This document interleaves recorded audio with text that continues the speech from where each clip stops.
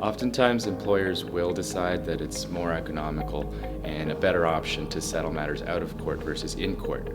The latter, which would involve a lengthy litigation and a costly litigation at that. In general, well over 80% of cases settle out of court. That's because oftentimes both parties find it to be a more reasonable end result to settle the matter out of court, to save on the cost, the risk, and the time of moving forward with a lengthy, protracted litigation. If you start a claim, your matter won't necessarily go to court. Oftentimes, just playing out a court process is enough to have the offers happen through negotiation meet an end result that the parties find more reasonable than taking their chances at winning in court. All actions in Toronto must proceed to a mandatory mediation. Mandatory mediation involves the parties meeting at a neutral location, oftentimes with the assistance of a neutral, unbiased third-party mediator. The mediator at a mediation is not a judge. The parties are not under oath at a mediation. It's a fairly informal process.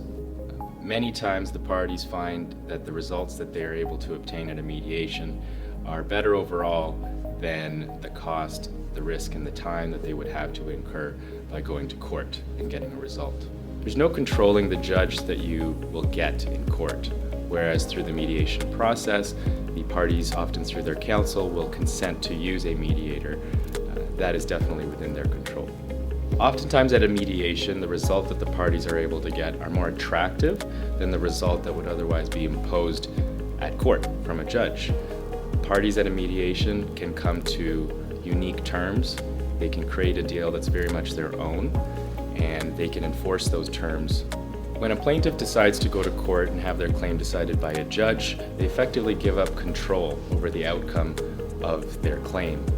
They may come in having expected odds, but effectively no control whatsoever over what the judge is going to decide.